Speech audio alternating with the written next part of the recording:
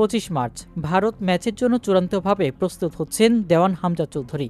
গত বৃহস্পতিবার দলের সঙ্গে ভারতে পৌঁছানোর পর বেশ ফুরফুরে মেজাজেই আছেন ইংলিশ প্রিমিয়ার লিগে খেলা এই ফুটবলার।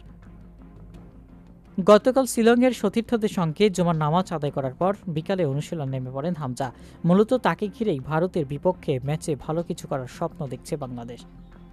শিলংয়ে যাওয়ার পর হামজাকে ঘিরে বাড়তি আগ্রহ ভারতীয়দের মধ্যেও, কেননা আন্তর্জাতিক ফুটবলে দক্ষিণ এশিয়ার কোনো দেশের হয়ে হাইয়েস্ট প্রোফাইল ফুটবলার হিসেবে খেলবেন হামজা। এই ফুটবলারকে নিয়ে কথা বললেন দীর্ঘমেয়াদে বসুন্ধরা কিংসের প্রধান কোচ এবং বাংলাদেশ জাতীয় দলের ভারপ্রাপ্ত কোচ হিসেবে দায়িত্ব পালন করা অস্কার ব্রুজেনও।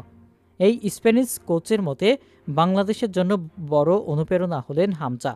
অবশ্য ব্রুজেন কথাও বলেছেন যে একজন খেলোয়াড় সবকিছু পুরোপুরি বদলে দিতে পারবেন না, তবে হামজার অন্তর্ভুক্তিতে বাংলাদেশের আশা একটু বেড়েছে।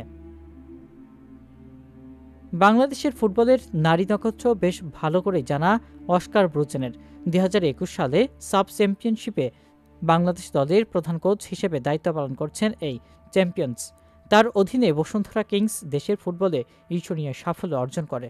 বর্তমানে ভারতের ক্লাব ইস্ট বেঙ্গলের কোচ ব্রুজেন।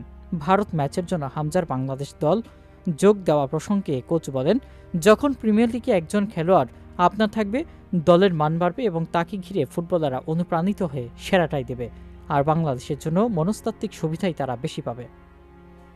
বাংলাদেশে 5 বছর কাটিয়ে যাওয়া অস্কার ব্রুজেন আরও বলেন, শারীরিকভাবে বাংলাদেশের খেলোয়াড়রা শক্তিশালী, তবে মাঝখানে তাদের কিছুটা সৃজনশীলতার অভাব রয়েছে। হামজা সেন্টার ব্যাক অথবা ডিফেন্সিভ মিডফিল্ডে খেলতে পারেন, তবে আমি মনে করি তাকে তারা সামনের দিকে খেলানোর চেষ্টা করবেন। সেখানে খেলার কিছুটা ধরনের পরিবর্তন হবে, নিশ্চয়ই সে অন্য পর্যায়ের, তবে মাঠে তার সঙ্গে প্রত্যেকেই মানিয়ে নিতে হবে এবং সমন্বয় করতে হবে।